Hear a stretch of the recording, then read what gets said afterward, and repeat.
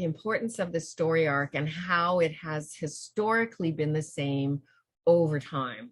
It's Beowulf, which was written in 700 and some whatever BC, right? And it's a monster story.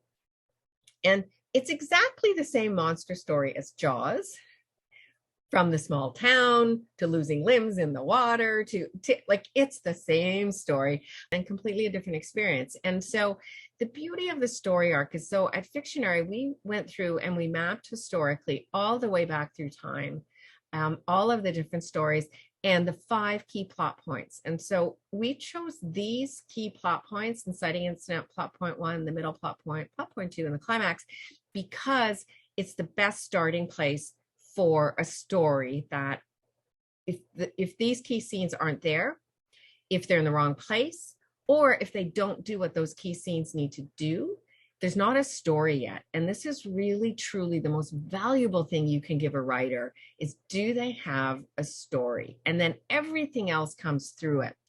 What this is looking at starting with Aristotle, because he started with the 3-act structure of setup, confrontation, resolution, of everything before him. He was analyzing, this is how all of the stories follow this pattern. And if you don't have a resolution, you don't have a story. It's all of the same theory. And then the next biggie that came along was Joseph Conrad. But the interesting thing with it is, within his mapping of what needs to be in a story, is it maps straight into the 5 key scenes within Fictionary. And then it has other key things. So it starts with Act 1 with the departure separation, which is really just, there's the ordinary world and off you go. But you can see, when we look at where the inciting incident is the same thing as the call to adventure. Plot point 1 is crossing the first threshold. And so he's talking about all the myths and, older stories, but they all follow this pattern.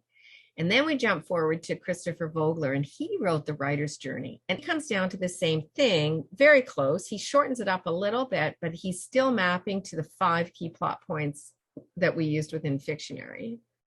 And then we move forward to Into the Woods, which is the 5-act structure. And there, same thing. You can see how it's mapping. He does his acts a little differently. So I've stuck in you can see where Act 2 hits and Act 5 hits. So he's split Act 1, 2, and 3 into 2 parts. But same thing, it all maps to the Fictionary story arc.